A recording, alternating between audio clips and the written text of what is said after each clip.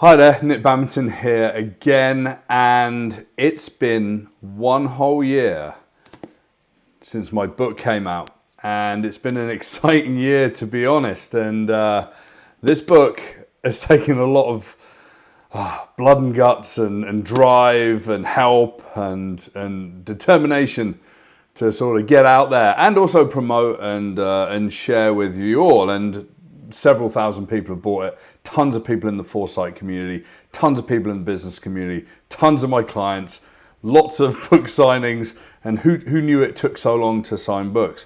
So thank you to those folks. So I'm just going to share some stories about how the book came to be and that whole process, because I think it's really important to understand how tricky it can be.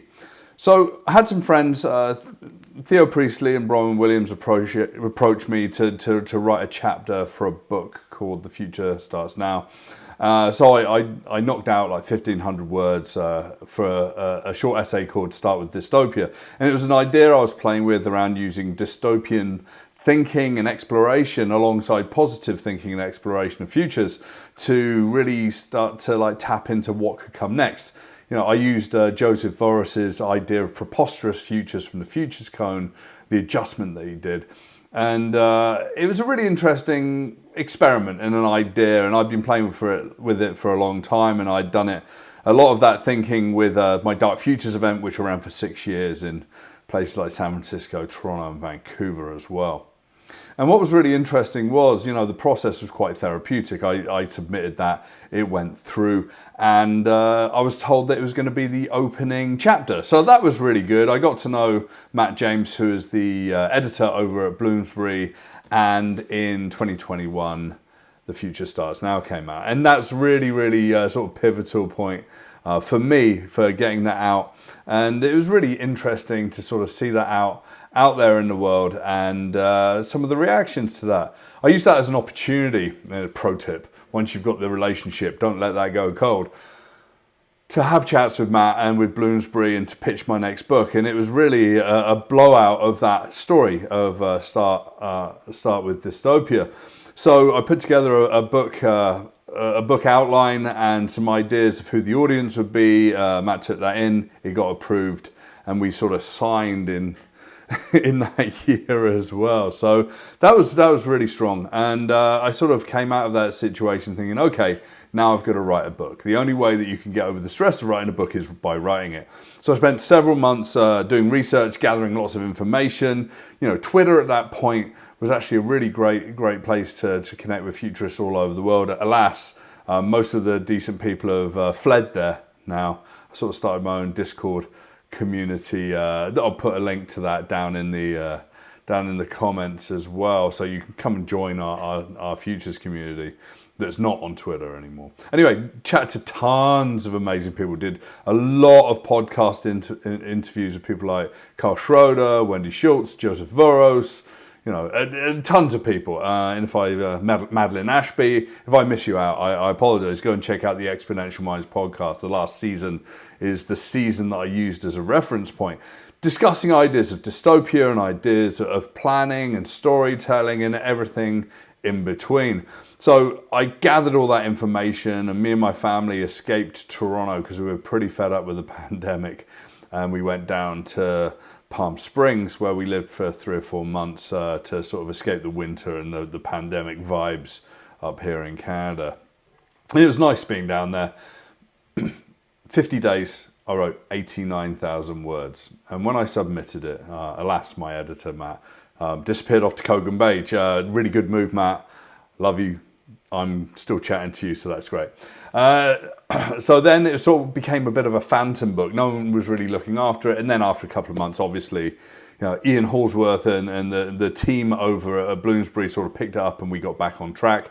That was awesome. And then we went into the edit process. And the first piece of advice that Ian gave me was, hey, there's a good book in there somewhere. So the 89,000 words that I'd written, because I was aiming for 80,000 words as part of the contract, we really cut it out. I took out a whole chapter around that was a big piece of speculative fiction. It didn't quite fit into the mix. I published that on futurist.com, so you can go and read that there. It's about a young woman called Jocasta in a dystopic future world. And we sort of whittled the book down, did some editing, and the editing process was pretty long. And then eventually we got it to the point when it was ready. Then it got delayed. It was supposed to be out about 1.5 years ago. But it got delayed. It gave us some time to breathe, and the book was coming out on Valentine's Day in 2023. So that's pretty exciting. And in the run-up of that, I was looking out for reviews. And here's something interesting. Not all reviewers are really going to like your subject matter, especially if they don't get what you're talking about, or you're doing something fairly strategic, fairly dry, fairly, useful for some people, and maybe difficult for some other people to grasp. The reviewer thought it was a bit dry. Publishers Weekly didn't particularly like my book. And I was like, a little gutted. And then I was like, brush myself off, stand up, be confident. We released the book, became an Amazon #1 bestseller. Great. Sold like 35 copies in a niche category or something like that. Amazon #1 bestsellers aren't really big accolades.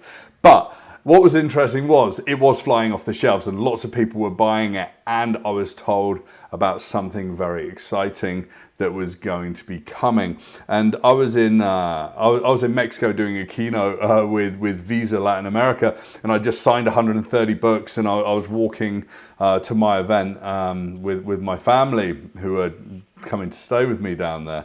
And I got a phone call that basically my book was selected for JP Morgan's summer reading list, and that they'd bought several thousand copies for all of their employees, for some of their clients, of the private bank and whatever. That was amazing. Anyway, the year carried on. Lots of people bought the book. Lots of people reached out to me. I chatted to tons of people. I did a bunch of podcasts, tons of TV, and a lot of people really liked the book. So I'm super excited that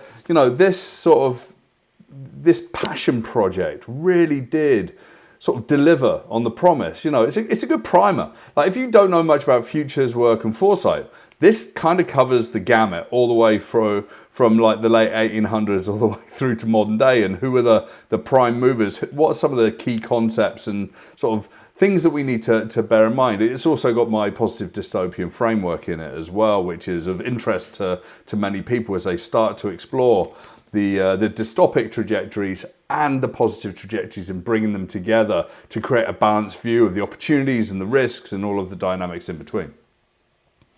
Anyway, we sort of get here to a year after release, and it's been a wild ride. It's a journey that's been fantastic. It's a gift that keeps on giving. In December 2023, it was named as one of the Next Big Idea Club's top 50 business books of the year. So I'm incredibly thankful for that. The Next Big Idea Club is run by Malcolm Gladwell and Adam Grant, a whole bunch of people. So that's really cool as well. So will it win more awards? Will it get more recognition? Well, as long as people enjoy it, use it as a reference point, and we get to have more fun doing futures work, who really cares? Now I'm on to my next book. And I'm planning that, and I'm trying to shape what it looks like before sort of signing any deals around the world. But it's going to have a little bit of a different vibe. My theme for 2024 is transcendence, but it's all about hope as well and possibility thinking. So I'm starting to look into that, and there's a bit of a teaser for you. Anyway, if you bought my book in the last year, thank you. If you're one of the people that supported me, thank you. If you read my LinkedIn posts, thank you. If you book me for keynotes, thank you very much. Reach out anytime. I'd like to chat to any and all of you. So if you want to book me, just go to futurist.com or drop a DM in whatever channel you can find me on. Let's work together. Let's make the world a better place, and let's do more futures exploration, because that's the special sauce that differentiates a business that's incredible from a business that's just towing the line and potentially facing obsolescence. See you soon.